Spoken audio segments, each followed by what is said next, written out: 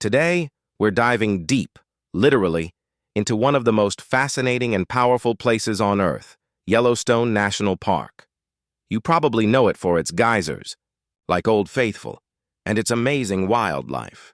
But beneath all that beauty lies a supervolcano, a geological giant that has shaped our planet.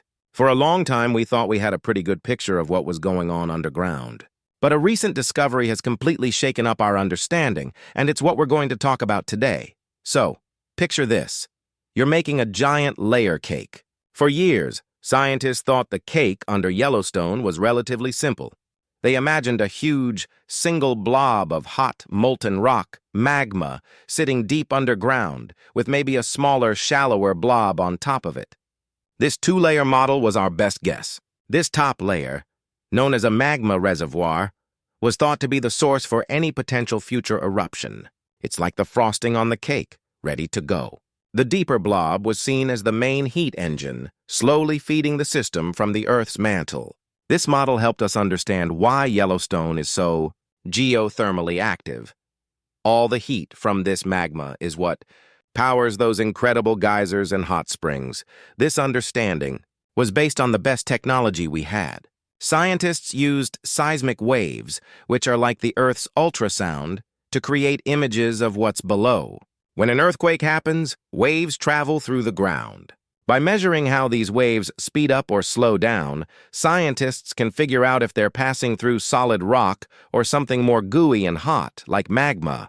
Based on this data, the two-reservoir model made a lot of sense. It explained the surface features and gave us a framework for assessing the risk of an eruption. The main concern was always that upper reservoir. How big is it? How much of it is actually liquid? These were the million-dollar questions. But science is all about questioning what we think we know. A team of brilliant researchers decided to take a fresh, much closer look. They didn't just use data from distant earthquakes. They used a network of seismometers right inside the park, recording tiny local tremors. This gave them a much higher resolution picture, like upgrading from an old TV to a brand new 8K screen. They also used a super powerful new computer algorithm to process all this incredibly complex data. Think of it like a new photo editing software that can reveal details in a picture you never knew were there. And what they found was astonishing. Instead of a simple two-layer cake, it turns out the system under Yellowstone is more like a complex, four-tiered wedding cake. That's right. Not one, not two, but four distinct magma reservoirs stacked on top of each other. Let's break it down.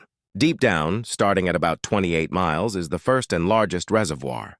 This is the main heat source, the big engine room connected to the Earth's mantle plume. Above that, at around 16 miles deep, sits the second reservoir. Then, closer to the surface at about 10 miles down, is the third.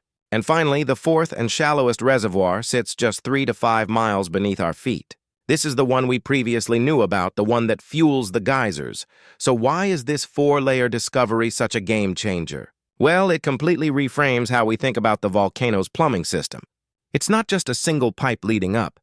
It's a series of interconnected chambers. Imagine trying to get a drink from a cup with one straw. That's the old model. Now imagine a complex fountain with multiple basins, where water cascades from one to the next before reaching the top. That's a better picture of Yellowstone now. Each reservoir can interact with the one above and below it, transferring heat and material.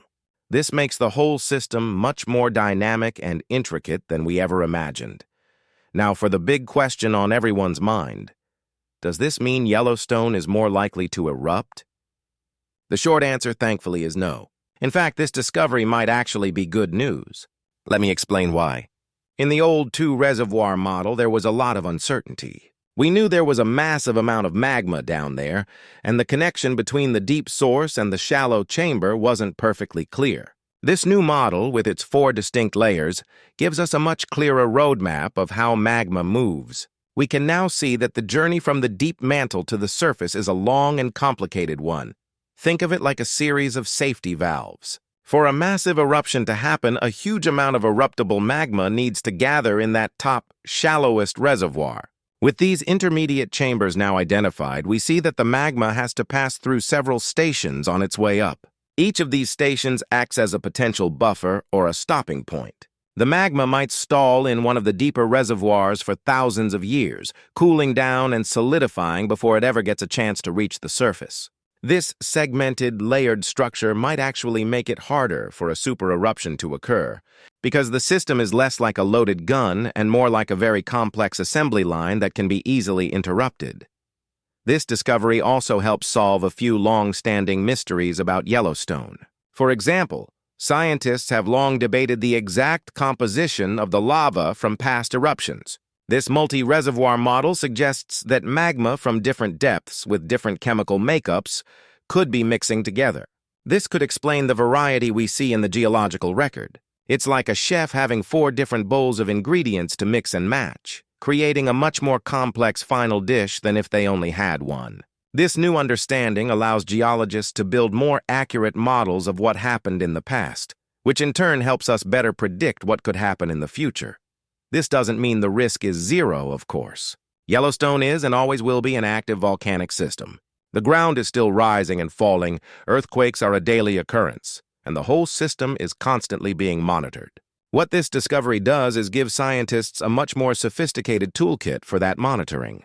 They're no longer looking at just one zone of concern. They're watching the interactions between all 4 reservoirs.